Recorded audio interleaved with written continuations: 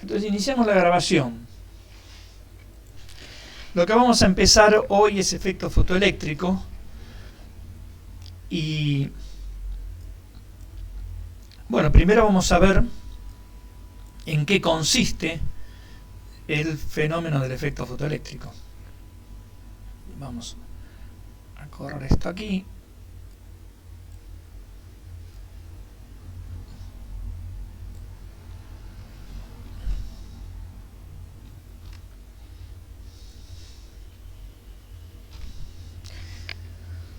Bueno, como está dibujado acá, el efecto fotoeléctrico es la expulsión cuando uno ilumina un metal, por ejemplo, ¿no? No necesariamente, no es solo con metales, pero cuando uno ilumina un metal, puede ocurrir que este metal emita electrones, o puede ocurrir que no, depende del metal. Por ejemplo, hay metales para los cuales la luz roja, débil o más intensa, no expulsa ningún electrón, como ven acá.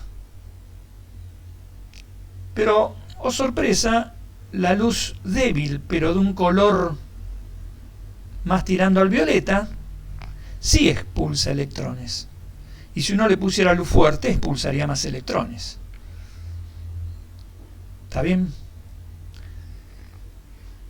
Bueno, lo que espera la física clásica es que cuando uno le dé mucha energía a la luz, como acá, que tiene mucha intensidad, bueno, se expulsen en algún momento electrones porque los electrones de los átomos del metal van a absorber esa intensidad, pero no pasa. En cambio, si uno le pone una luz débil violeta, extrae electrones.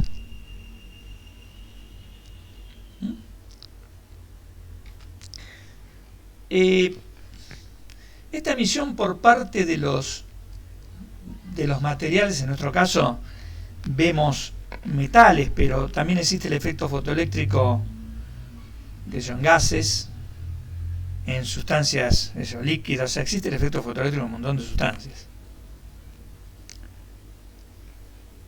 Esta propiedad ya había sido observada por estas dos personas, Hertz y Wallach,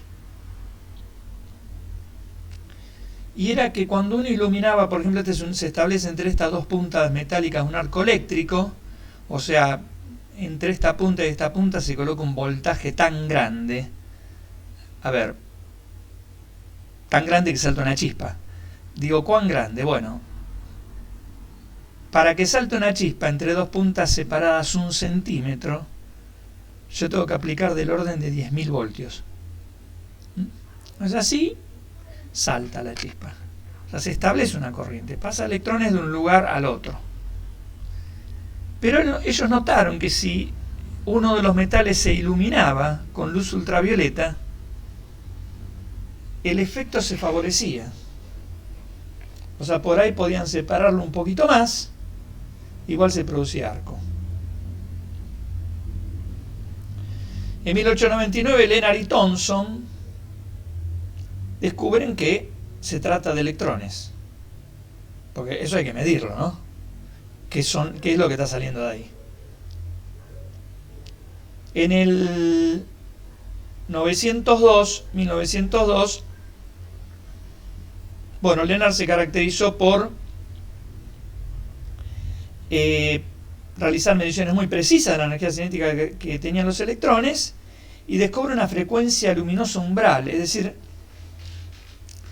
por ejemplo, por debajo de esa frecuencia, por ejemplo, por debajo del color violeta, por decir algo, o del color azul, no se emiten electrones. Y por encima sí. Hasta que en 1905 Einstein, bueno, logra explicar el fenómeno, y para explicar ese fenómeno necesita que la luz conste de porciones de energía concentradas en ciertos lugares del espacio, o sea, algo que más adelante se llamó fotones. O sea que el concepto de la luz como una onda en este experimento se pone otra vez en juego.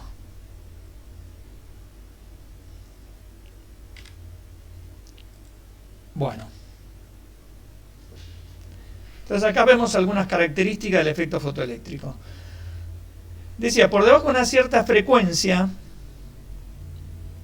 recuerden que la frecuencia de la luz visible, la más baja es altísima, ¿no? Está en el orden del terahertz. 10 a la 12 Hz, qué sé yo. Por debajo de cierta frecuencia no había efecto fotoeléctrico. O sea, los electrones que salían de acá no salía nada porque se encontraba que esos electrones no tenían energía cinética. Este es un tubo al vacío, tiene un material que emite electrones, un material que los recibe, que se llama ánodo, un amperímetro y una batería. Fíjense cómo está conectado, ¿no? Fíjense cómo está conectado. El negativo de la batería al ánodo. Ustedes saben que de acá salen cargas negativas. Entonces cuando yo las mande acá, va a repeler a lo que salga de acá. Entonces lo que sale de acá o no va a salir, y entonces no va a haber corriente, o lo que sale de acá va a salir con tanta energía que va a poder ir en contra de la fuerza que siente el electrón. La fuerza que siente el electrón se está marcada en rojo. Y si pasa eso, se va a circular corriente.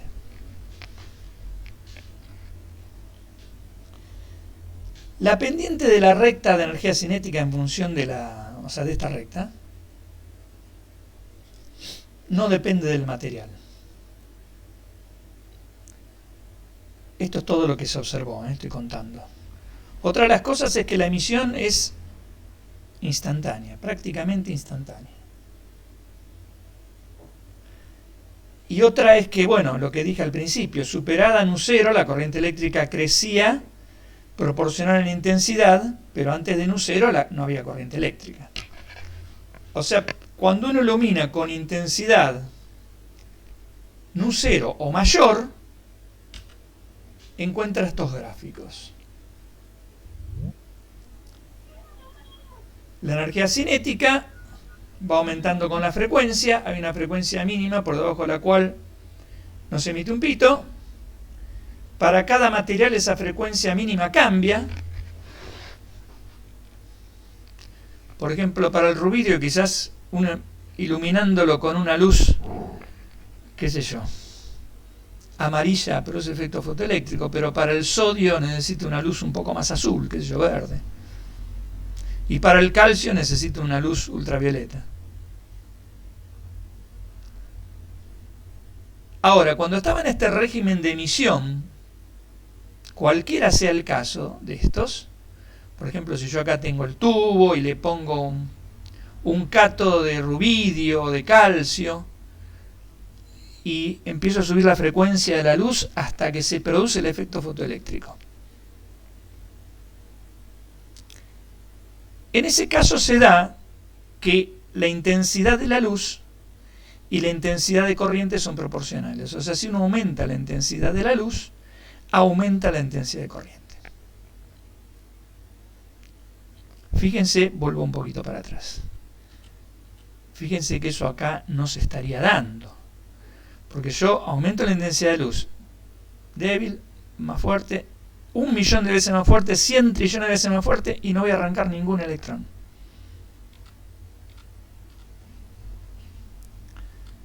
Estoy describiendo el fenómeno, ¿está bien?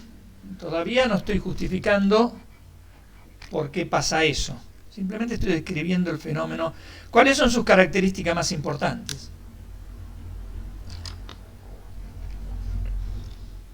Bueno.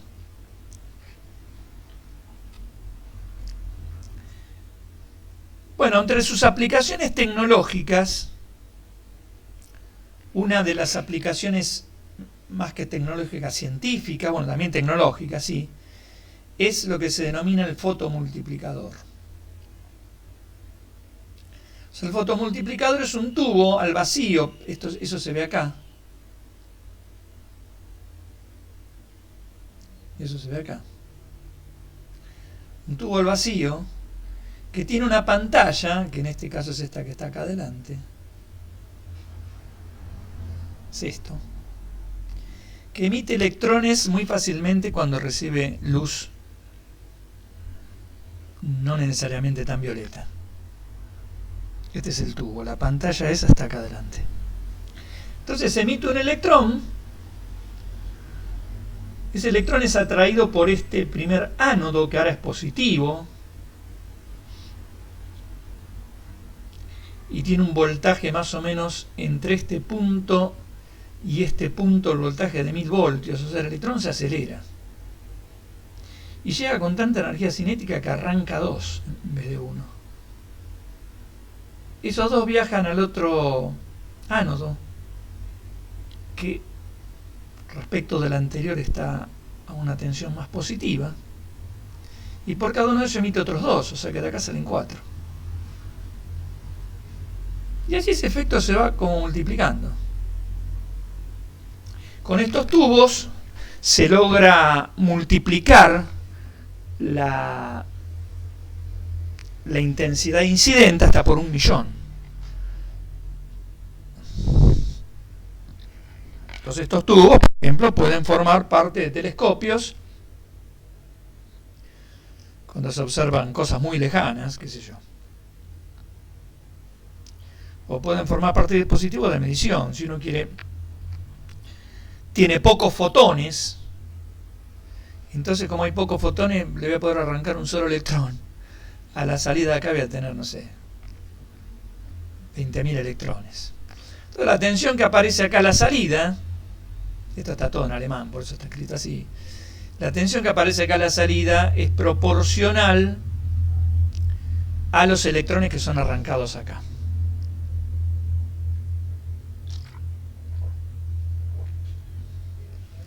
Bueno, este aparato cabe en la palma de una mano. Bueno, acá se muestra una moneda.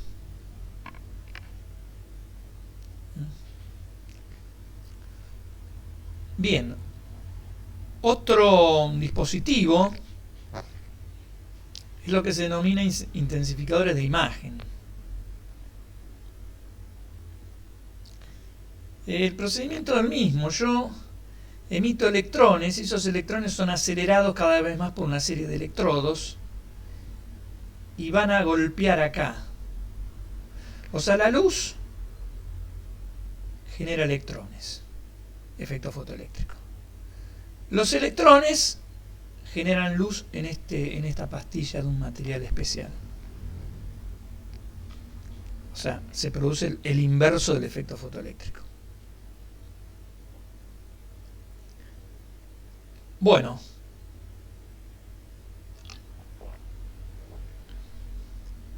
eso se utilizó para visores de visión nocturna y se le agregó una mejora bastante buena, que es que la luz incidente, bueno, pegue contra esta capa, emita electrones, y cuando los electrones entren por estos canales, o sea, este material es un material que tiene como un montón de agujeritos, pero estoy hablando de millones, ¿no?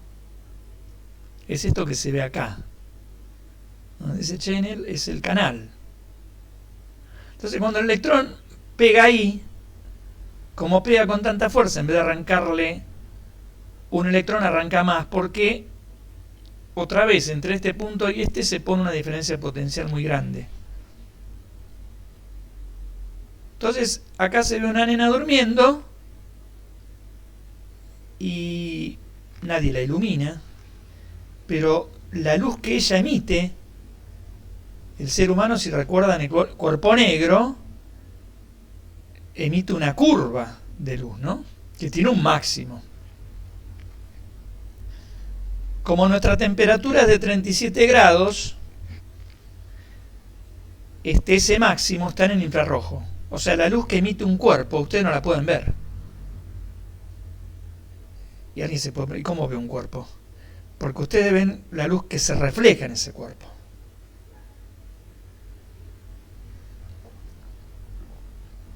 Ven la luz que se refleja. Esta es la emisión de cuerpo negro, pero esa luz es suficiente para iluminar el resto de la cama Y se nota porque cada rayito que sale de algún punto de acá atraviesa un canal y se reconstruye acá la imagen. Yo tuve la oportunidad de ver por estos dispositivos que fueron usados por primera vez casi, bueno, quizás antes también, pero acá llegaron después del 78 porque habían sido usados en la guerra de Malvinas por los ingleses, ¿no?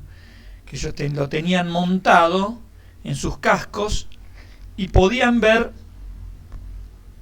por ejemplo, un fuego prendido, imagínense cómo se ve, ¿no? Bueno, después toda esta tecnología mejoró encima. Nosotros no vamos a entrar en detalle porque tiene sentido. Y también tenemos aplicaciones netamente científicas. Netamente científicas. Hay un laboratorio que está en Japón, que está enterrado a 10 cuadras, así como lo escuchan, y tiene una pequeña pileta que tiene 50.000 toneladas. Imagínense, 50.000 toneladas son 50 metros cúbicos, ¿no? Una pileta bastante grande. Tan grande es así que lo que se ve acá, eso no sé si lo llegan a ver, un botecito con 2 personas. Acá también.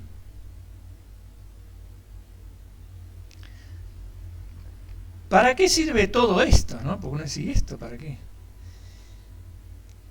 Porque, claro, los neutrinos, que son partículas muy difíciles, muy escurridizas para detectar, cuando golpean en el agua, bueno, en el agua del espacio exterior llegan, se supone, millones de neutrinos por segundo.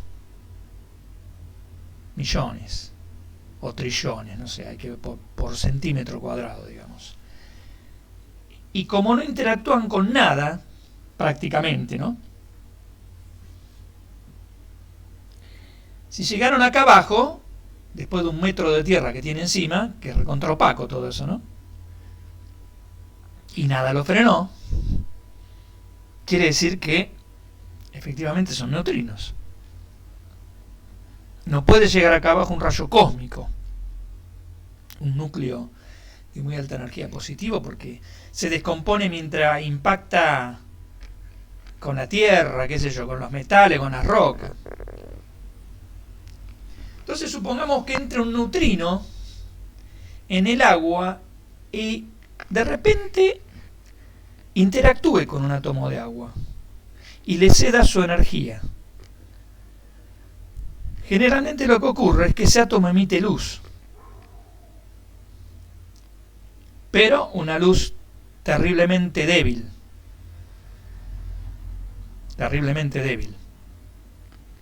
Entonces, para poder captar esos pocos fotones, quizás son tan pocos que quizás es 1 por día, o quizás es 1 y después de 4 meses no hay ninguno, o sea, no lo sé.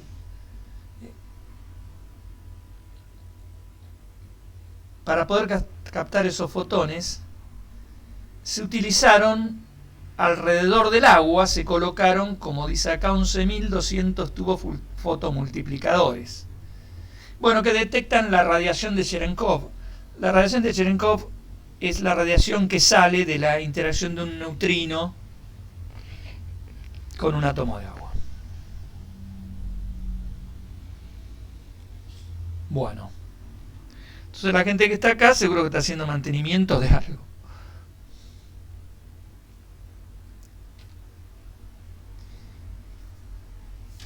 Bien.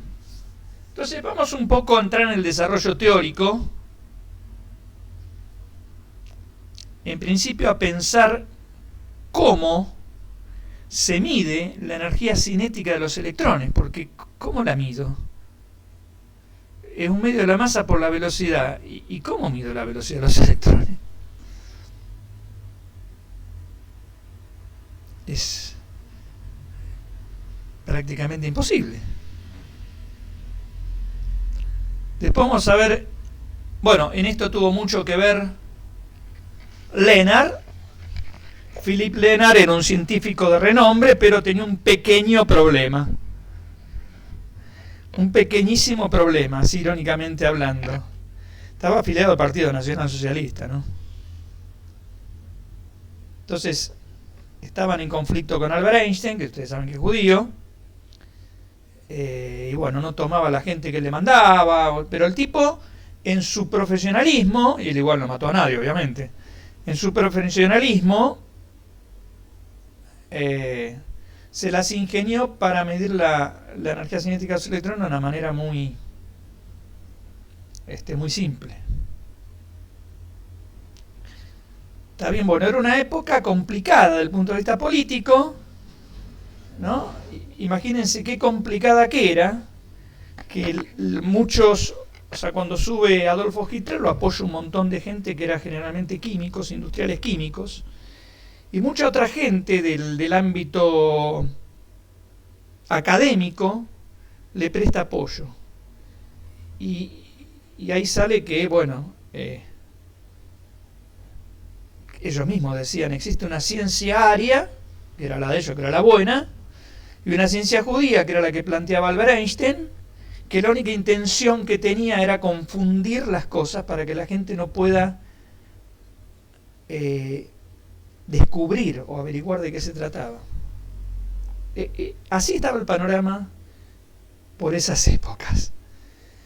Recuerden que el antisemitismo arranca en Europa antes de Hitler, ¿no? Mucho antes. Mucho antes. Bueno, entonces acá hay que ver cómo también lo político influye sobre lo científico, y tal es así que Lenard un poco desaparece de los libros de texto. Se lo menciona en algún libro. Yo tengo un libro muy viejo del año 46 donde hablan de Lenard. Claro, después empezó a salir a la luz todo esto que yo les estaba contando, ¿no? Bueno, ¿cómo hace Lenard? ¿Cómo se lo imaginó? Supongamos que ustedes tienen una piedra acá. Y ustedes le dan una energía cinética. La piedra hace esto. En vez de llegar al techo, no llega, baja. Le dan un poquito más. No llega, baja. Hasta que le dan un poco más y llega al techo. Y supongamos cuando llega al techo, esto es un tubo que la tira otra vez para abajo. Entonces, por conservación de energía, la energía cinética es la energía potencial gravitatoria. O sea, yo midiendo la energía potencial gravitatoria, puedo medir la energía cinética. ¿Está bien? Bueno, en electricidad y magnetismo, el equivalente a esta altura, o sea, lo que yo estoy haciendo, digamos, supongamos que para medir la energía cinética estoy subiendo o bajando el techo. ¿Está bien? Para medir la energía cinética subo o bajo el techo. Eso equivale a aumentar el potencial negativo en el ánodo. O sea, si esto lo hago más negativo, equivale a que subo el techo. Por ejemplo, yo subo el techo, lo empiezo a bajar, a bajar, a bajar, a bajar, a bajar, a bajar, a bajar, a bajar. Y cuando llega ahí, mido el potencial o sea, conozco la energía cinética porque hago la cuenta, es la carga del electrón por el potencial que se denomina de frenado, y sé que pasó un electrón porque se movió este instrumento que es un amperímetro.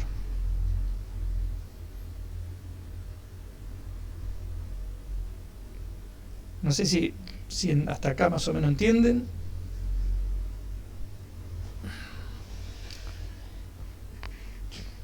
Bueno. Vamos ahora al otro power.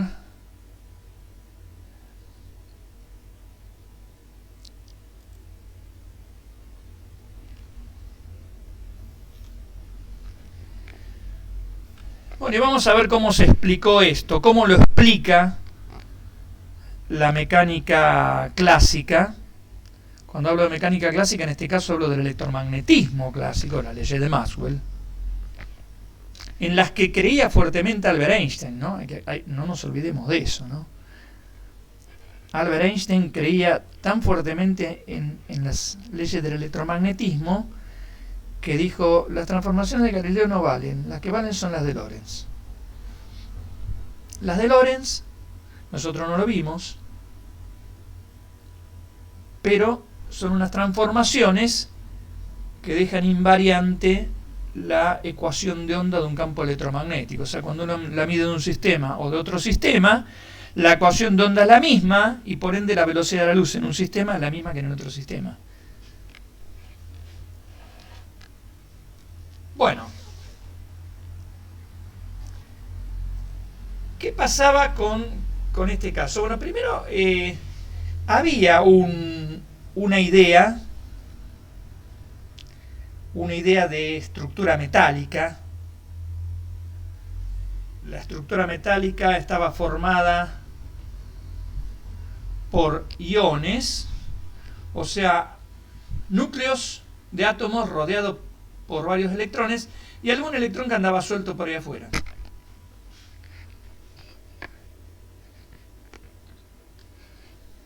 Y después había electrones mucho más ligados a los núcleos, que es muy difícil sacarlos, porque la fuerza nuclear es enorme y no lo puedo sacar. Pero estos electrones que están más o menos libres, dando vuelta por todo el metal, los metales se caracterizan porque tienen uno o dos electrones de conducción, así se llaman, por cada átomo del metal. Entonces, si uno hace un esquema como ustedes solían hacer en la escuela, iba a decir, en la facultad, cuando veían cuando ven algo de potencial, un gráfico de potencial, no sé si se acuerdan de eso. Eso uno lo veía en las primeras materias físicas, en mecánica, ¿no? Bueno, si ustedes se acuerdan, el gráfico de potencial, en un eje uno ponía el potencial, el valor en otro ponía la distancia a algún lado.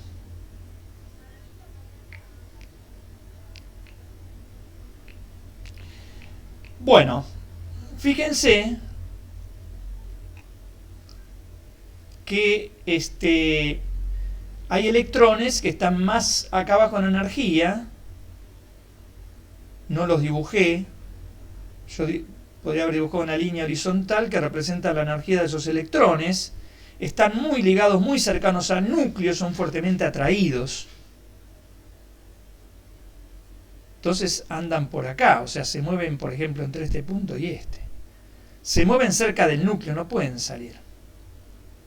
Pero hay electrones, como los que están acá en esta línea roja, que, como pueden ver ustedes, pueden pasar de un ion a otro, porque eso implica energía cinética igual 0. Acá pasar de un ion a otro significa meterse acá adentro en esta subida de potencial, y significa energía cinética negativa, ¿no? Recuerdan lo de mecánica, ¿no? Uno no puede entrar adentro de la barra de potencial, porque eso significa tener energía cinética negativa. Bueno, hay electrones que tienen esa energía casi en el borde. Y bueno, entonces pueden deambular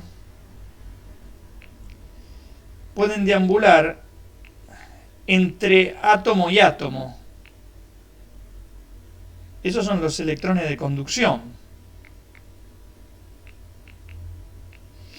Esos son los electrones de conducción. Y hay otros electrones que no. Bueno, esos electrones de conducción, que son los que están acá dibujados en verde, y lo dije antes, cada metal aporta Cada metal aporta 1 o 2 electrones de conducción. Van viajando, deambulando por toda la red. Recorren todo el cristal. Esto se llama cristal, que forma todos estos pedacitos de cristal orientados en distintas direcciones, pegados en distintas direcciones, forman un metal. Esos tienen una energía por acá. Ahora, para sacarlo del metal hay que darle esta energía además. Si yo le doy esta energía, bueno, tienen esta energía y ya se van hasta el infinito, ya salen del metal. Eso es lo que se observaba, ¿no? Había que dar una energía mínima para sacar al electrón del metal, arrancarlo. Se llamó función trabajo. Bueno, en ese caso, la máxima energía cinética que gana el electrón es la energía que absorbe, supongamos que absorbe esta energía, menos la función de trabajo. Epa.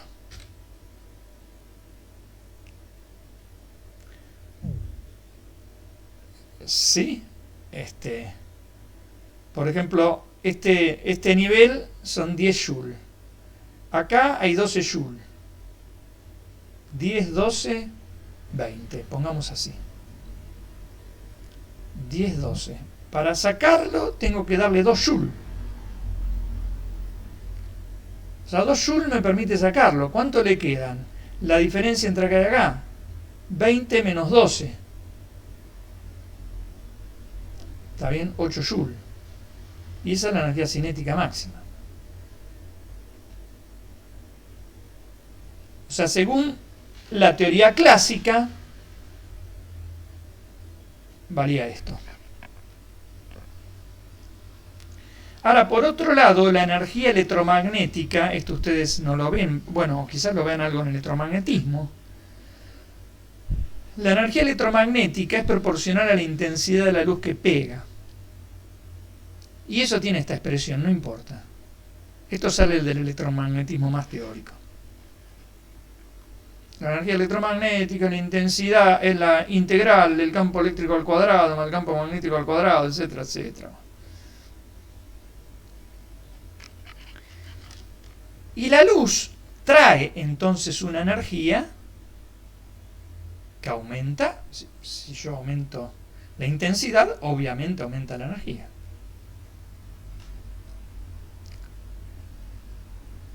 Pero además, esa energía está distribuida uniformemente en el frente de onda. Esa es la hipótesis clásica. A veces hay algún... Bueno, todavía no. Capaz que después hay un dibujito.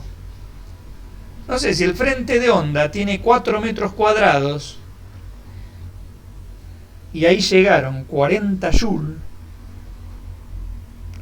40 dividido 4 son 10 metros cuadrados, 10 joules por metro cuadrado. ¿Está bien? Eso es.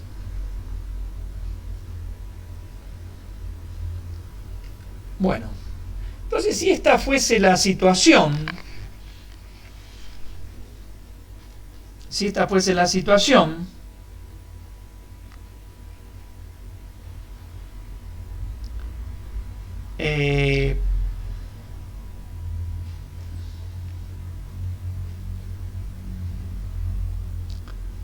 entonces el potencial de stop, uno lo puede despejar de la fórmula anterior, aquí, ¿no? Esto es la energía cinética máxima, es el E por el B de stop. Dejo el B de stop y paso esta E dividiendo estas dos cosas y obtengo esta cuantita.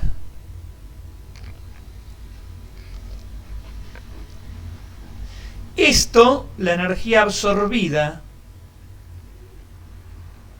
tiene que ser proporcional a la intensidad de luz que llega, según la mecánica clásica. Por eso puse una función de la intensidad. Y después está esta parte que depende del material, porque cada material tiene su función de trabajo. O sea, si vos le vas a sacar un electrón, un pedazo de hierro, te va a costar diferente a que si se lo sacas un pedazo de cobre, que si se lo sacas un pedazo de plata, etc. todo eso también es experimental. Entonces, claro, según la hipótesis clásica, debería ocurrir que cuando uno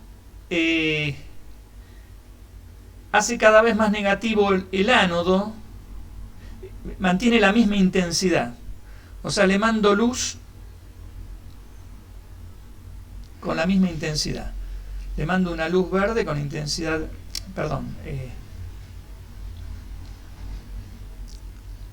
le mando una luz verde, por ejemplo, con intensidad menor a una luz que está acá, bueno, que también se marcó en verde. Entonces,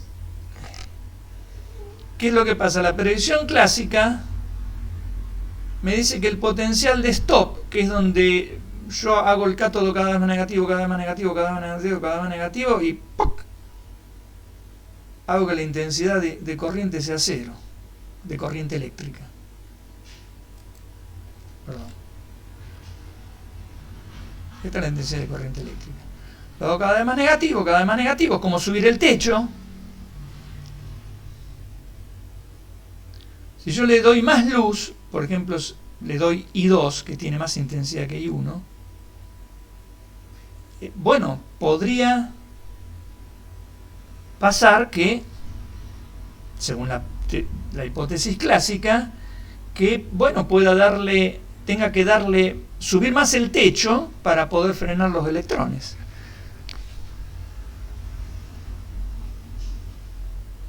O sea, lo que está acá en punteado es la predicción clásica, pero lo que se ve es esto. O sea que el techo, la altura del techo, la energía cinética, no depende de la intensidad, pero sí de la frecuencia de la luz.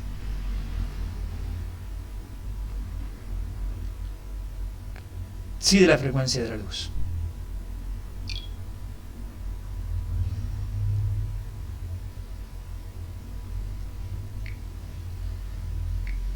Bueno, ¿cómo sigue esto?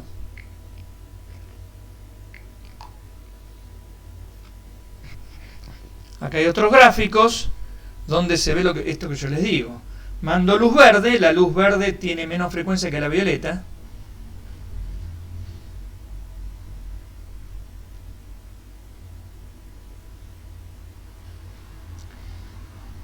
Y no importa la intensidad de la luz que mande, puede ser ¿cómo se llama?, pobre o más alta. El techo sube más que en el caso de la luz verde. O sea, lo puedo subir más. Quiere decir que el que está tirando el electrón para arriba le está dando con todo. Entonces, por más que el techo lo ponga alto, la altura del techo es esto. Fíjense, con la violeta hay que levantar bastante el techo, con la verde menos.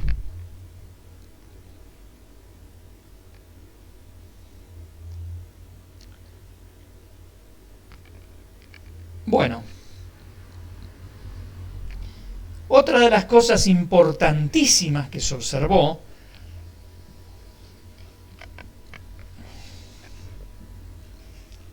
que observó especialmente Albert Einstein, que la hipótesis clásica predice un tiempo de retardo. O sea, vos iluminás el cátodo, tiene que pasar un tiempo y después se puede producir efecto fotoeléctrico. Eso es lo que predice la hipótesis clásica. ¿A qué se debe eso? Y bueno, no es difícil de imaginar. Vos le haces llegar luz, los electrones van absorbiendo la energía de la luz, como amacándose, como cuando uno a un chico le da un impulsito a una hamaca, después más fuerte, y cada vez lo hace ir más a altura, hasta que en algún momento el chico sale despedido. O sea, el chico sale del metal.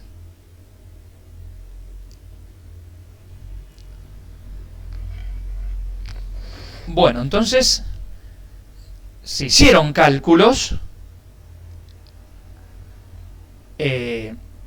para más o menos tener una idea de cuánto se necesitaría. Y yo creo que lo hice acá. Por ejemplo, si ustedes tienen una lámpara de 100 watts a 10 metros,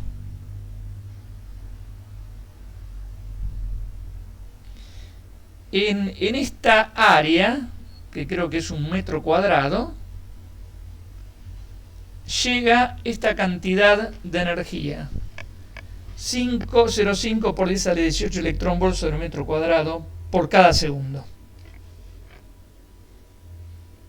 Esto se hace muy pavotamente, ¿no? 100 watts son 100 joules por segundo. Si esa energía se distribuye uniformemente en este casquete, que ustedes pueden calcular el área, bueno, 1 metro cuadrado.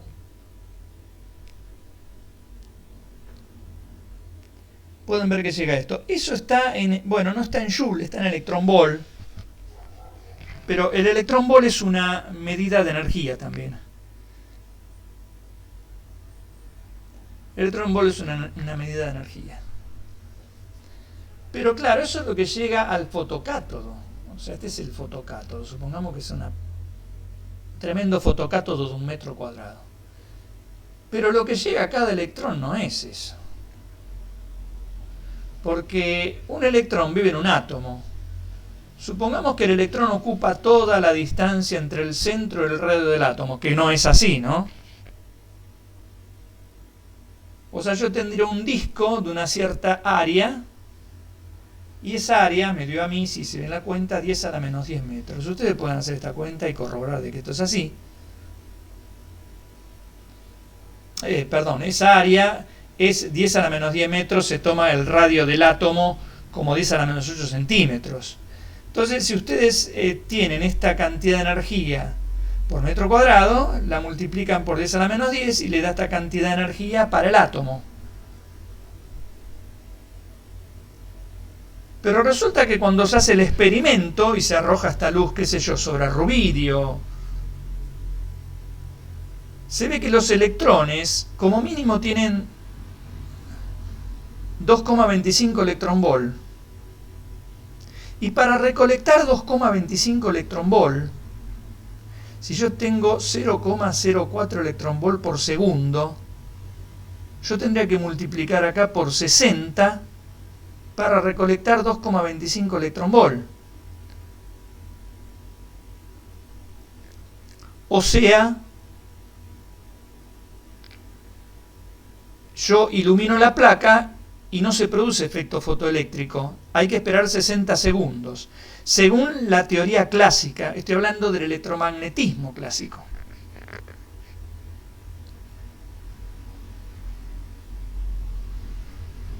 Estoy hablando del electromagnetismo clásico. Pero el tiempo que se mide es menor al microsegundo. O sea, apenas yo prendo la luz, si la luz tiene la frecuencia igual o mayor que cierto valor, y eso depende del material, se produce efecto fotoeléctrico. ¿Está bien? Bueno. Entonces, con luces ultradébiles uno puede manejar ese retardo.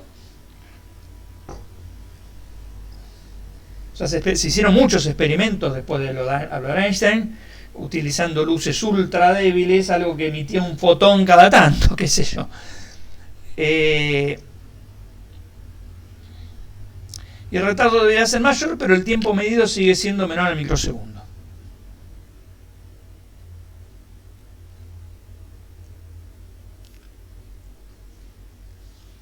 Entonces, directamente la hipótesis clásica, el electromagnetismo clásico, y también la mecánica clásica, porque ustedes tienen una onda electromagnética.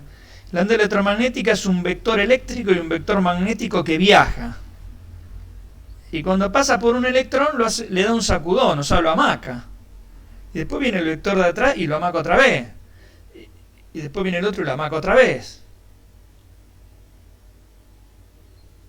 Y en algún momento uno espera que pase como pasa con el chico cuando uno la hamaca, que levante mucha altura, pero no.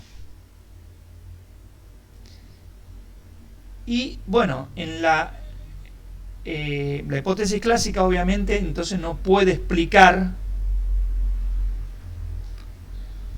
el tiempo de retardo prácticamente nulo que hay en este experimento.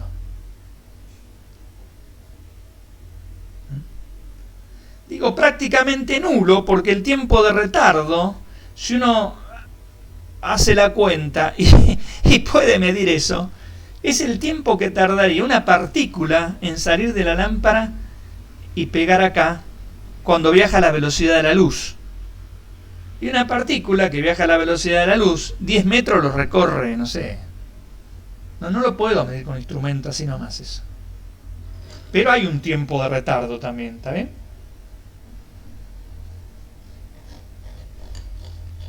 Bueno.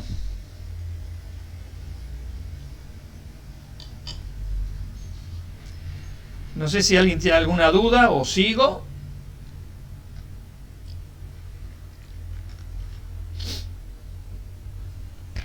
Bueno, entonces sigo. Después ustedes lo escucharán de vuelta, meditarán sobre estos temas. Esta fue la primera vez que alguien dijo la luz, la primera vez en serio, que alguien pudo demostrar que la luz no era necesaria, no era una onda, o era una onda pero tenía algo de partícula. Porque la hipótesis de Planck en 1900 no dice que la luz son partículas. La hipótesis de Planck dice que la energía que absorben los osciladores armónicos electrónicos de la pared de la cavidad, esa energía está cuantificada. No tiene nada que ver con esto. Ahora resulta que vamos a ver que esta hipótesis nueva de Planck, que además de que granula, necesita granular la luz, explica perfectamente la hipótesis de Planck. Esta hipótesis de Einstein explica perfectamente la hipótesis de Planck, pero son cosas distintas.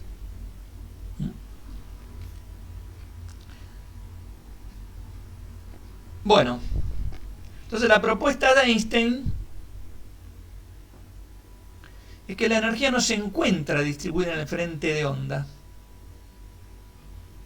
sino, como dice acá, se encuentra, en vez de ser así, como pensaba Planck, donde esta energía era múltiplo de algo, por eso la energía estaba cuantificada, era una cosa así. Está bien, esta energía, esta es múltiplo de esta, pero además está granulada.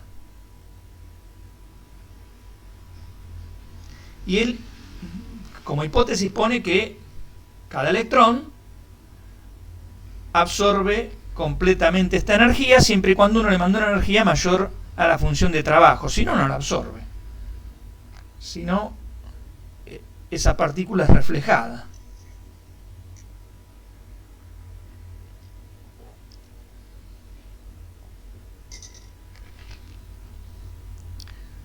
Bueno, vamos a ver acá, creo que hay. Entonces, obtengo esto, ¿no? Si él propone, según lo que propone Einstein, es que la energía que es absorbida es un múltiplo por la frecuencia. Antes acá había una función de la intensidad, ahora no es la intensidad. Es un múltiplo de la frecuencia.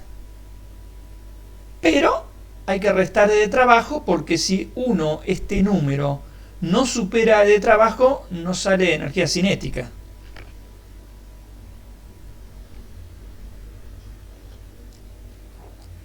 Entonces, esta hipótesis matemática de Albert Einstein explica los gráficos que uno obtenía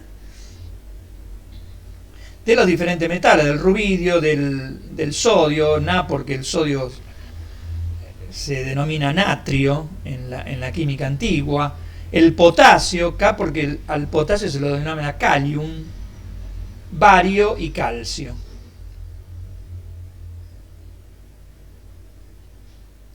Entonces uno obtenía diferentes valores de trabajo, de función de trabajo, para el rubidio, el sodio, el potasio, el bario y el calcio. Como pueden ver en este gráfico, al calcio, para arrancarle algo, hay que hacer mucha fuerza, ¿no? Hay que mandarle una luz muy violeta. Acá están la luz que yo le mando, desde la más roja a la más violeta. Esta tiene mucho más frecuencia que esta.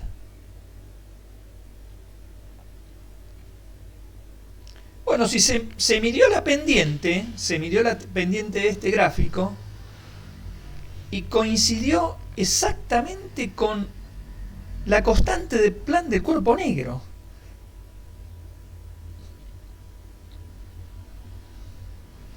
Eso es impresionante. ¿Qué tiene que ver acá cuerpo negro? Bueno, en principio no tiene nada que ver, pero la energía está cuantificada y hay una cosa de cuantificación que es la constante de Planck. O algo que está ligado con la cuantificación, que es la constante de Planck.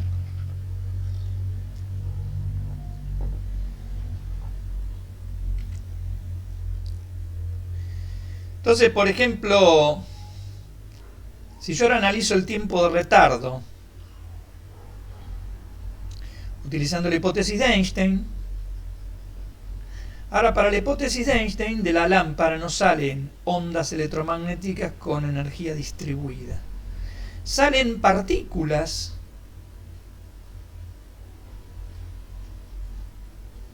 cada una con una, digamos, probabilidad. Esa probabilidad es la inversa del tiempo que tardan entre salir dos partículas. Esto no importa si no lo entienden mucho.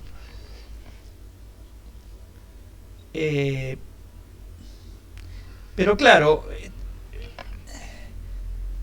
esta probabilidad también es igual al cociente entre áreas, A1 dividido a 2, como dice acá,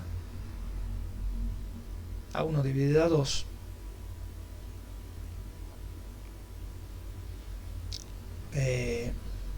porque si A1 es muy grande, y bueno, seguro que voy a enganchar un fotón que sale de acá, ¿no?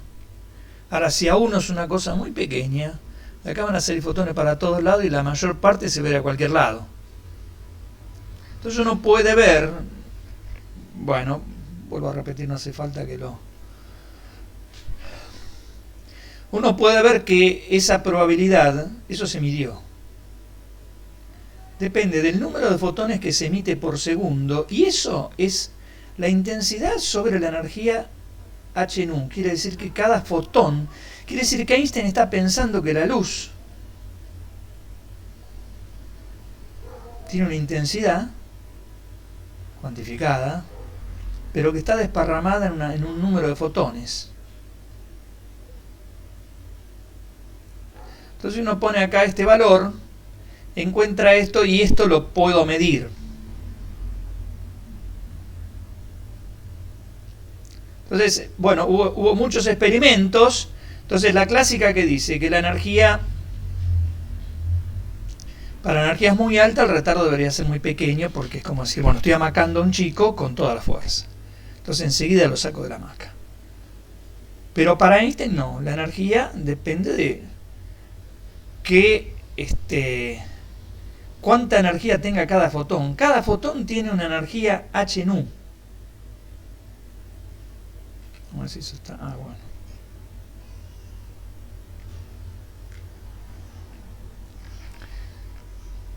No sé si se entendió. Esto es como decir, a ver, voy a poner un ejemplo. No sé, yo tengo acá una linterna y emito un rayo de luz.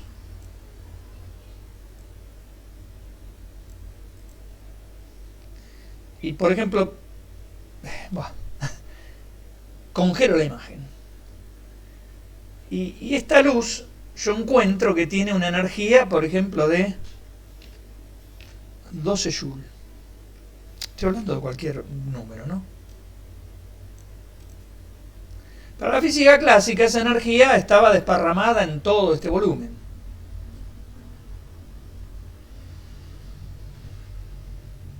Pero para Einstein no. Él decía, bueno, esa energía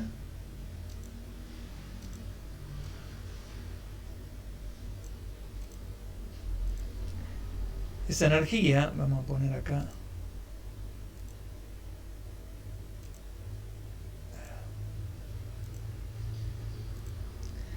$12 por ejemplo, es porque de acuerdo a la frecuencia tengo 6 pelotitas acá.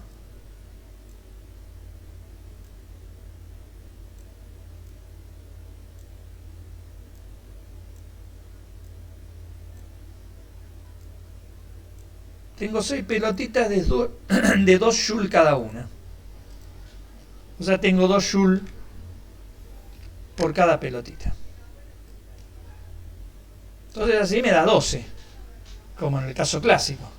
Pero ¿qué es lo que pasa? Si ustedes, esta energía está tan desparramada en todo este volumen que a un electrón llega muy poquito. Pero esto no. Esto, si llega un fotón, llegan 2 joules. Y supongamos que con 2 joules uno produzca efecto fotoeléctrico. ¿Qué pasa si yo aumento la intensidad? Bueno, si aumento la intensidad, vamos a poner la energía 24 joules.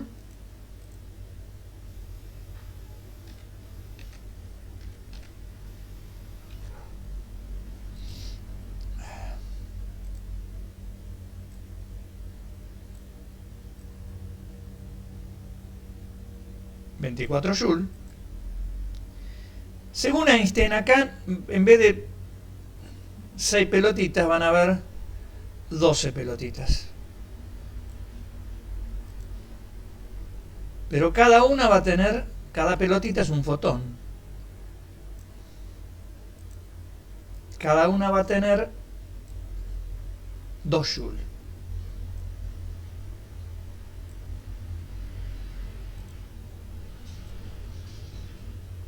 Pero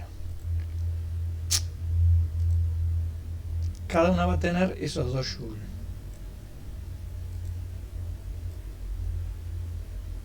A ver si puse bien.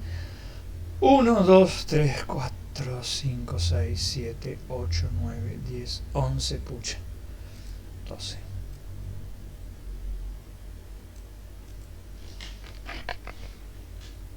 Esto es lo que para Einstein es una luz de un color determinado. Si yo aumento la intensidad pasa esto. En el caso clásico, si yo aumento la intensidad, hay más energía por unidad de volumen, pero igual la energía sigue desparramada por todos lados. O sea, es muy difícil en un cachito encontrar una energía de 2 joules. O sea, acá sería como más intenso, ¿no? Más intenso, pero sigue estando... Si yo acá secciono un pedacito, voy a agarrar poquita energía. Acá si secciono un pedacito, ¿agarro un fotón o no agarro nada? Si agarro un fotón, hay efecto fotoeléctrico. Vamos a poner esta 24 joules también.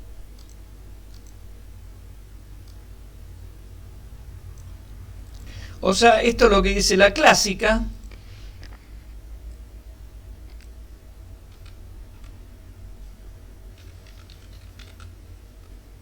Y esto es lo que dice, bueno, Albert Einstein.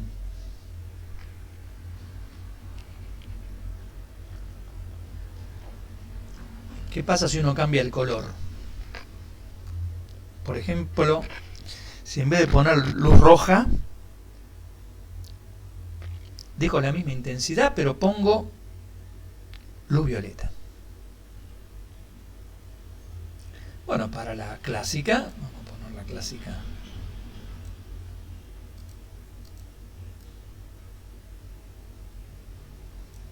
por ejemplo 12 Joule, pero de luz violeta.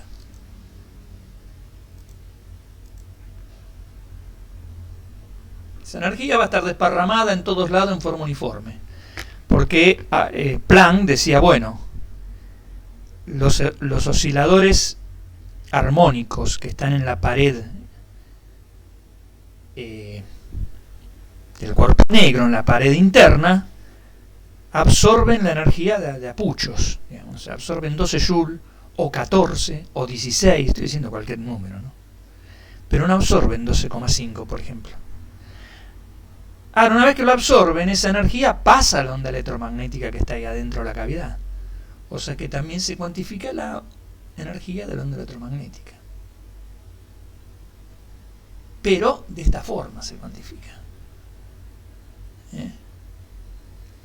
Se cuantifica de esa forma. ¿Qué pasa si lo hago acá? O sea, tengo 12 Joule, pero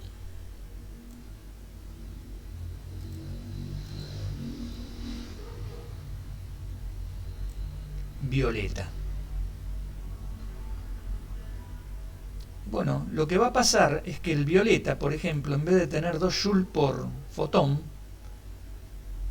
supongamos que va a tener 4. O sea, supongamos que cuando uno hace la cuenta, cuando uno hace esta cuenta, H nu me da 4 Joule.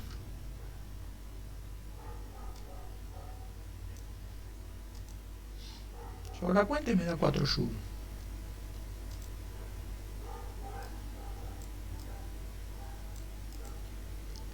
Acá tengo 4 Joule.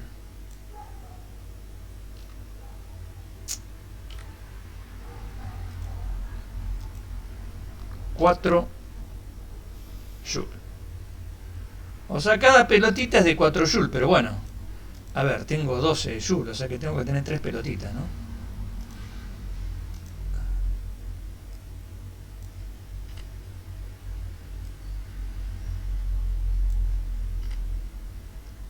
Tres pelotitas.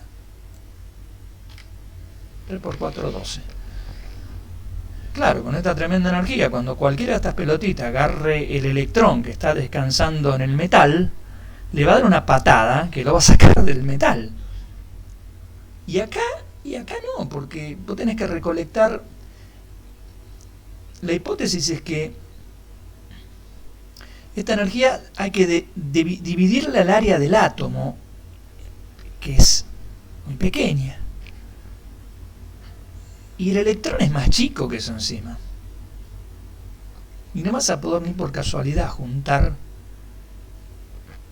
4 Joule, por ejemplo, o una energía tal que puedas superar la función trabajo en un tiempo cero.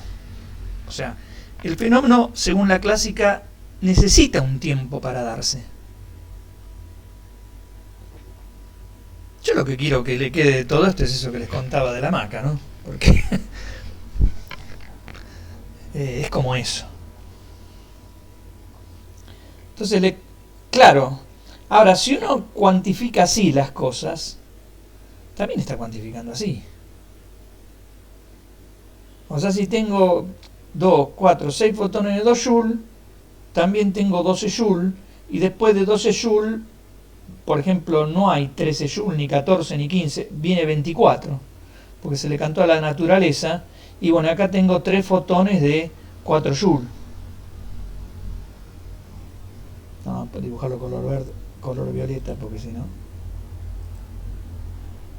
Los fotones violetas, ultravioletas o a rayos X son extremadamente energéticos.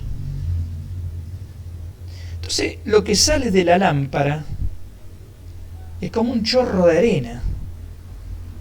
Uy, eso es parecido, es como un chorro de arena, ¿no? Acá sale arena para todos lados. Eso es parecido a cómo Newton pensaba la luz, ¿no?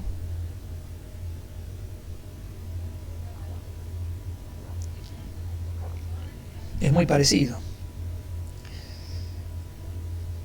Y esta cuenta se utilizó para detectar que la luz es granular, midiendo el tiempo la probabilidad de impacto de un fotón que sale de acá, y la cuenta engancha perfectamente.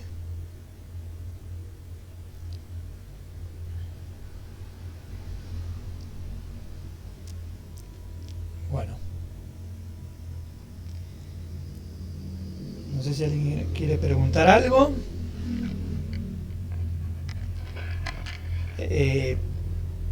Si no, yo sigo y terminamos antes de las 9 y meto las 3 cosas que tenía que meter. Cualquier cosa, si me desmayo, no me escucharán más.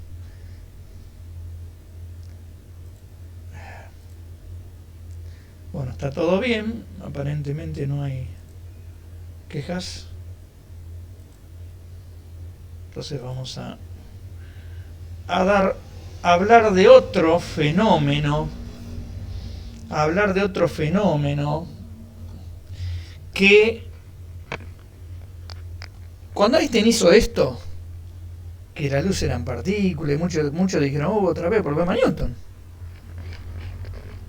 Newton 1600, después vino 1800 Maxwell, que planteó que la luz era una onda. Y ahora que volvemos a Newton, mucha gente dijo, no, tiene que haber alguna otra explicación de eso. Y no le creyó.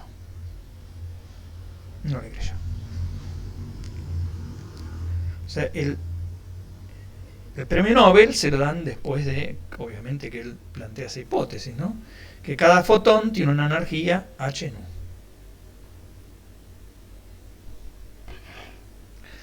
Pero hubo otro experimento en el que la gente sí creyó más, porque el resultado que se obtenía era tan perfecto y coincidente con lo que se medía, y las pruebas de estos experimentos de Einstein tenían sus errores.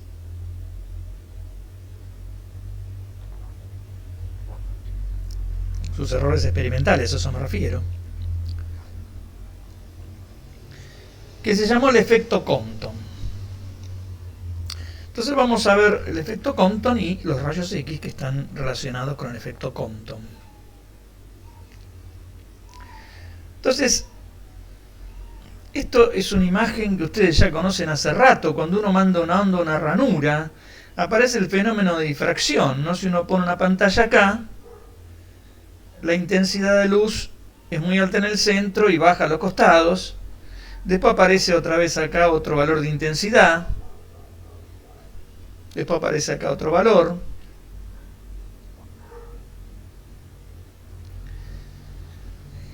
La posición de los mínimos tiene esta fórmula: D por longitud de onda sobre A es el ancho de la ranura, por el número n, donde n corre entre 1, 2, 3. Bueno, eso se vio en difracción en óptica.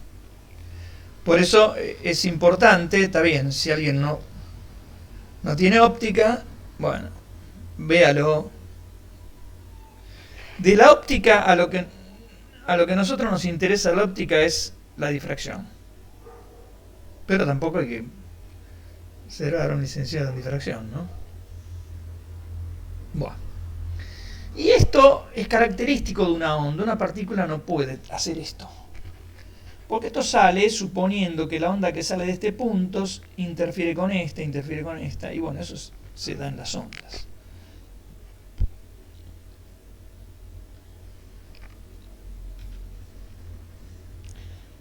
Ahora, claro, si uno pone una onda de longitud de onda grande respecto al tamaño del agujerito, ve esto. Ve que estos máximos están más distanciados.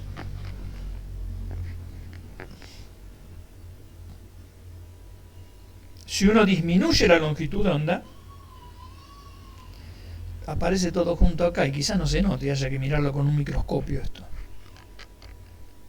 Pero entonces la difracción nos permite conocer la frecuencia, la longitud de onda de la onda que llega. ¿Está bien?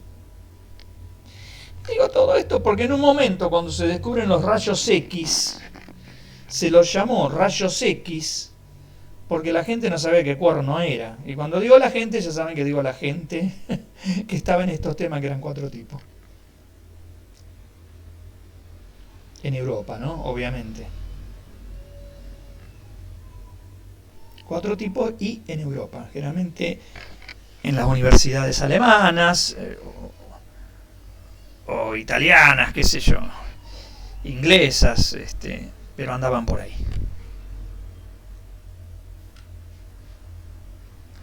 Entonces los rayos X primero se descubrieron cuando Röntgen experimentaba con tubos de Crookes. Ahora lo vamos a ver, esos tubos.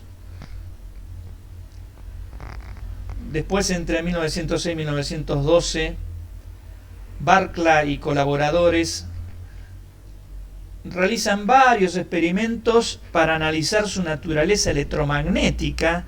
Recuerden que no se sabía lo que eran los rayos X.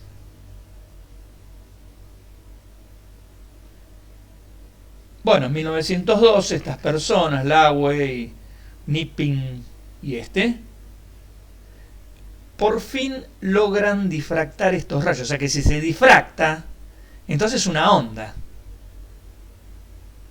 Y lo difractan en un cristal de silicio y posteriormente en sulfato de cobre. ¿Y dónde está? Volvemos un poquito atrás. Ahí, ¿cuál sería la ranura esta? Bueno, la ranura esta sería la distancia entre 2 iones del sulfato de cobre.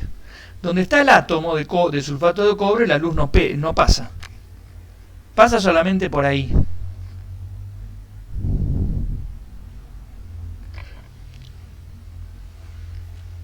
Bueno. Entonces en 1914, von Laue obtuvo el Premio Nobel de Física porque encontró, como dice acá, la difracción en cristales, ¿no? O sea, pudo difractar en cristales, lo que salía era esto. Bueno, acá difracta en un cristal de sulfato de cobre. Esto es bastante complicado de analizar, quiero dejar bien claro, ¿no?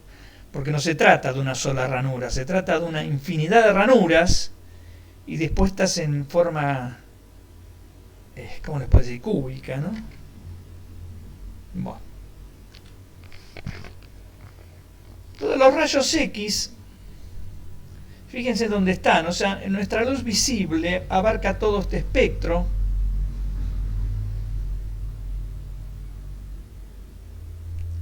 De 400 nanómetros a 700 nanómetros. A partir de acá estamos en el infrarrojo, no lo vemos. A partir de acá estamos en el ultravioleta, no lo vemos. Después siguen todos los rayos ultravioleta, con longitudes de onda entre 10 a la menos 4 y 10 a la menos 10, si leo bien. Y después vienen los rayos X, que van desde los 10 nanómetros hasta los 0,01 nanómetros. O sea, de los rayos X que tienen baja frecuencia o luz parecida al violeta, a los rayos X, como se dice, más duros. Los más duros son los más peligrosos, ¿no? Porque tienen fotones. Recuerden que la energía del fotón es H por nu. Si en vez de poner nu, ponen el nu correspondiente a esto, le va a dar muchísimo más grande. O acá ponen, recuerden que el nu, la frecuencia, es la longitud de onda sobre la velocidad, ¿no? No sé si lo dije. No sé si lo dije al revés. Yo sé que la longitud de onda es la velocidad sobre la frecuencia. Así que el nu es la velocidad de la luz sobre la longitud de onda. Si ustedes hacen la cuenta para una cosa de acá, imagínense la energía que les da, ¿no? Está bien, después hay que multiplicar eso por h, que es un número muy chiquito. Pero bueno, tiene mucha más energía que la luz ultravioleta. Después sigue los rayos gamma, los famosos rayos gamma que andan por el universo y se generan en explosiones de supernova, de agujeros negros, todas esas cosas. El tubo de Crookes, ¿cómo lo descubre Crookes?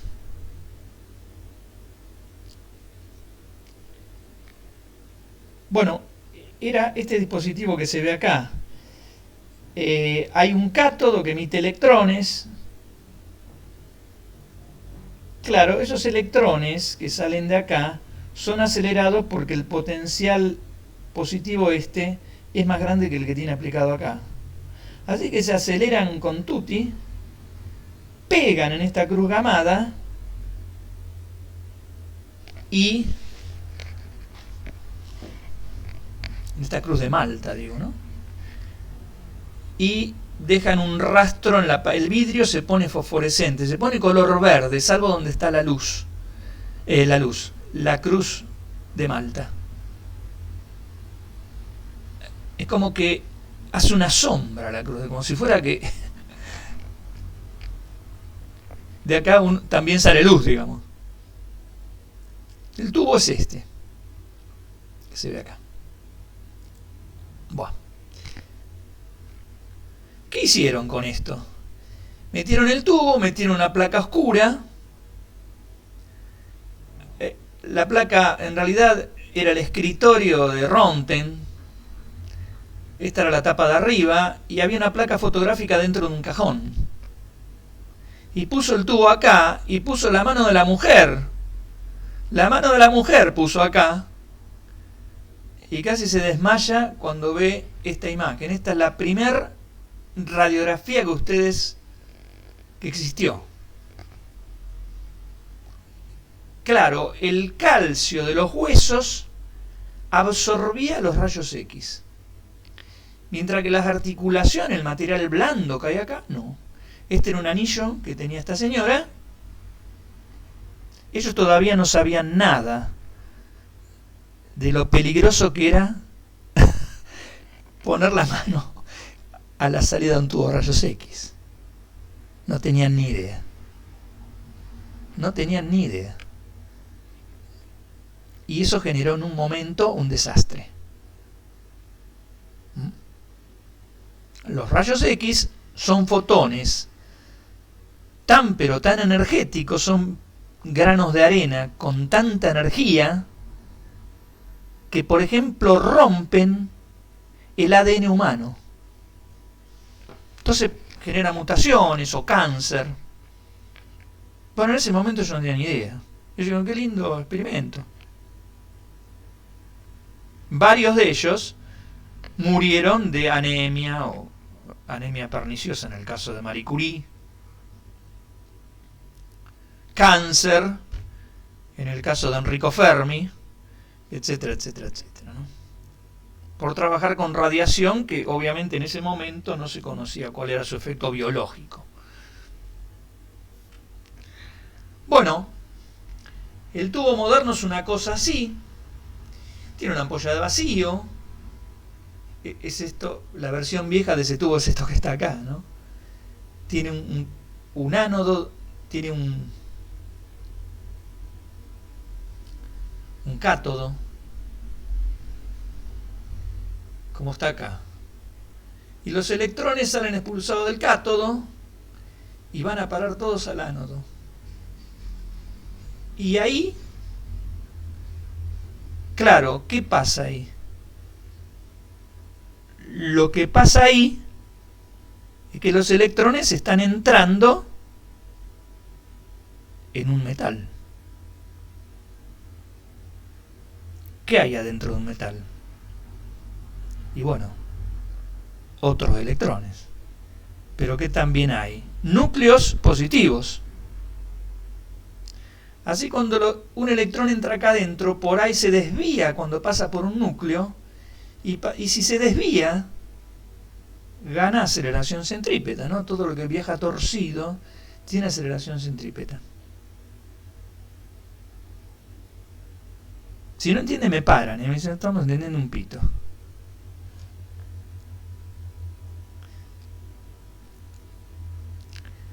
Ahora, el electromagnetismo clásico afirma que una partícula, no que se mueve a velocidad constante, una partícula acelerada, por ejemplo una partícula que gira o que dobla, esa partícula emite radiación electromagnética de una frecuencia que puede ser muy alta o poco alta, depende.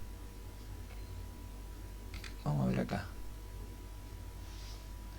Por ejemplo, lo que se veía es que cuando uno usaba un ánodo de un material que se llama rodio, con 60.000 voltios, aparecía todo esto, salvo estos dos picos, toda esta radiación que salía, que era de los, por ejemplo, los electrones que pasaban muy cerca del núcleo se desviaban un montón. Como se desviaban un montón, la radiación que emitían era gigante, enorme. Y después los que iban pasando más lejos se desviaban menos y la radiación era menor.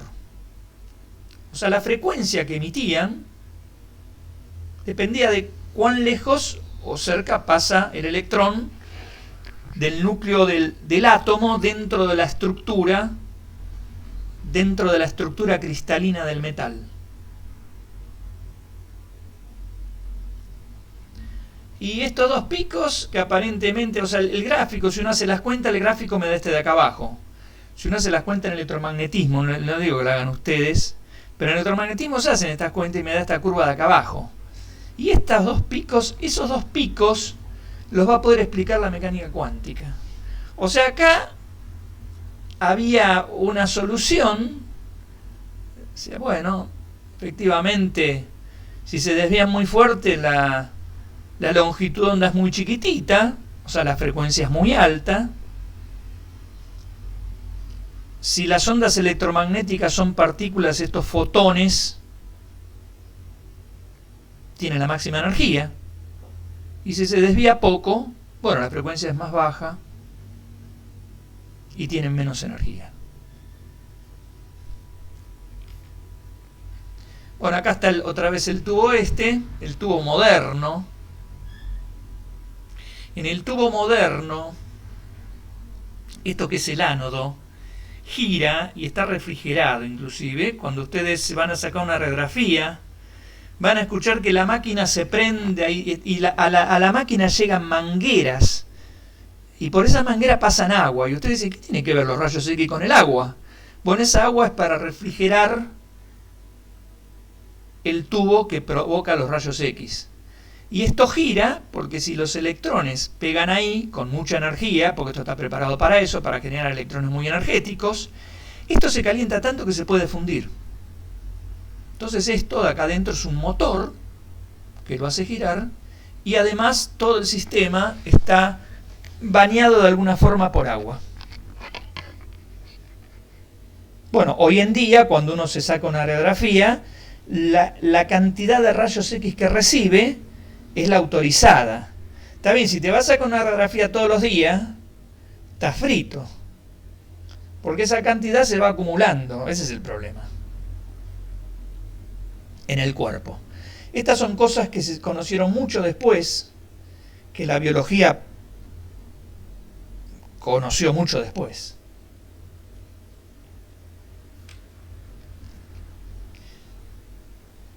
Bueno. ¿Profe? Sí. Ahora, cuando se genera esa radiación Sí. por el cátodo, ¿eso está como direccionado de alguna manera? Sí, la radiación o sea, lo que sale de acá son electrones que convergen todos en un punto de por acá. Acá se desvían fuertemente cuando pasan cerca de los núcleos y la radiación sale para algún lado. Esta es una parte del aparato. El aparato tiene, si ustedes van a ver, tiene una ventana, un cuadradito, que el técnico de rayos X lo enfoca en ustedes, que es por donde salen los rayos X. Los otros rayos X lo anulan, porque si me quiero sacar una radiografía de hombro y me iluminan todo el cuerpo, estamos fritos. Claro, claro, digamos es un objeto externo igual a Sí, este... recordemos que los rayos X ya producen daños, por eso una mujer embarazada no puede estar en el sector de rayos X, un hombre puede quedar estéril de recibir tanta radiación si los rayos X impactan sobre sus testículos, porque ahí se genera el semen, qué sé yo, y eso muere si, ¿cómo se llama? Si llegan esos rayos X, porque son muy energéticos. Y lo peor que puede pasar es que uno le agarre cáncer. Por eso el radiografista se esconde atrás de una pared que es de plomo y dice: no respire, ¡puc! Saca y chao. Porque si él llegase a recibir el rebote que puede pasar de los rayos X que pegan en su cuerpo y rebotan contra él, eso es algo que él recibiría todos los días. Y ahí en ese caso el rebote del electrón contra el plomo, digamos que Sí, ahí, cómo termina apagándose. ahí lo que recibo es que, bueno, las ondas electromagnéticas cuando pegan contra algo, en parte entran y en parte se reflejan. Pero siempre se reflejan, ese es el problema. Claro, claro. Siempre una pequeña porción, cuando vos mandás luz a un vidrio, si vos la mandás en forma bien perpendicular al vidrio, vos decís, bueno, la luz pasó, ya está del otro lado. No, si tenés un aparato preciso, vas a ver que se reflejó el 4%. Entonces, cualquier onda electromagnética es algo que ese vidrio esté preparado, etcétera, etcétera, pero tu cuerpo no está preparado. Entonces los rayos sí que pueden rebotar en tu cuerpo y caerle al tipo, y de a poco, durante, pasan los años o los meses, el tipo ya no puede trabajar más. Ellos igual llevan una plaquita en el delantal, que el delantal tiene un recubrimiento de plomo. Y en esa plaquita cada tanto se la analizan para ver cuántos rayos impactaron. Y si por alguna descuido impactaron muchos rayos, le dicen: mire, usted tiene que esperar un mes para seguir trabajando, porque ya recibió la dosis máxima que usted puede recibir de rayos X en el año. Así es la cosa. Bueno, ¿qué es lo que también se observa con rayos X? En vez de uno mirar el sol con luz natural, puede mirarla con rayos X, que es esta imagen de acá, y de repente ver acá la corona solar. O sea, para hacer estudios de estelares, uno en vez de mirar en luz blanca, puede mirar en rayos X. Es decir, recolectar los rayos X que emite el Sol. El Sol emite una cantidad de radiación impresionante. El 11% es ultravioleta, pero después le queda rayos X, etcétera, etcétera. Si uno lo mira al Sol, bueno, puede hacer estudios de su atmósfera. El Sol está rodeado, el Sol tiene una temperatura, digo, ¿de dónde viene? Porque esta imagen, el Sol tiene una temperatura de la superficie que son 6.000 grados. Pero tiene una corona que se descubrió no hace mucho, que está formada por gas, que es lo que se ve acá. Y la temperatura de esa corona llega a 1.000.000 de grados. O sea, tiene su máximo en los rayos X. Recuerden la radiación del cuerpo negro, ¿no? Cuando uno aumentaba la temperatura, el máximo se corría para las frecuencias más altas. Bueno, esto generó mucha controversia. ¿Cómo puede ser que acá tenga 6.000 y esta corona, que es pasiva, no hace nada, tenga 1.000.000, ¿no? Es como si te estoy iluminando, vos vas caminando y yo te ilumino con una lámpara de un auto y pongo la mano adelante de la lámpara y mido, no sé, 50 grados. Te ilumino a vos que pasás, qué sé yo, y vos en vez de 50 grados llegás a mucho más de 50. Llegás a 1.000.000 de grados. Es decir, ¿de dónde? ¿Cómo es esto entonces? ¿Cómo es este mecanismo que transfiere energía desde la fotosfera, de la superficie solar a la corona? Bueno, todas estas cosas Estos experimentos lo puse para que vean que el tema de los rayos X, bueno, uno lo puede aplicar en medicina, pero no solamente en medicina, ¿no? Está bien, no solamente ahí. Bueno, después hay otra, bueno, esta imagen. A esta persona se le irradió con rayos X de muy baja energía para no cancerizarlo. ¿No? Esto se hizo en un hospital de Estocolmo. Y bueno, y a partir del movimiento, acá se ve cómo se mueven las piezas estas de la boca, ¿no? Se pudo investigar cómo es la dinámica de la estructura ósea cuando uno habla. ¿Qué músculo mueve primero? ¿Qué hueso se mueve? Si digo la A, la E, la I, qué sé yo. Bueno, esta es una aplicación, la anterior fue una aplicación netamente científica, y esta, bueno, es una aplicación netamente médica. Bueno, y ya creo que ahí dejamos. Bueno, acá, antes de dejar... creo que esta es la última. Bueno, lo que ven acá es un tremendo aparato que genera un haz, digamos, láser de rayos X.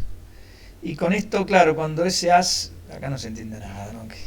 Pero cuando ese haz pega en la materia, se forman de repente estados exóticos. Por ejemplo, como dice acá, los electrones que están más cerca del núcleo son los que son expulsados. Y en vez de un electrón puede ser ocupado por otra cosa un ratito. Y entonces con esto se estudia con esta fuente de luz coherente, y la fuente de luz coherente es un láser, o sea, es un láser de rayos X. Un láser ya es intenso de por sí, imagínense uno de rayos X, donde de ahí salen, bueno, fotones bien, bien energéticos, ¿no? Y esta cosa, la luz que sale de acá, tiene un efecto estroboscópico. ¿Vieron cómo ustedes van a bailar, que los iluminan con esa luz que se prende y se apaga y ustedes se ven quietos, o moverse en cámara lenta? Bueno, ¿para qué usaron ellos esto? Ellos lo usaron para iluminar moléculas,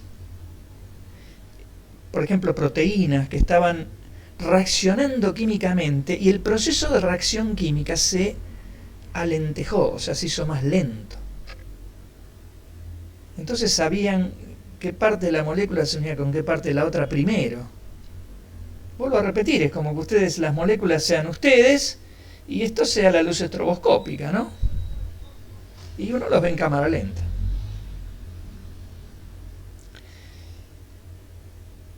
Bueno, no los torturo más. Yo quería terminar esto. Vamos a detener la grabación.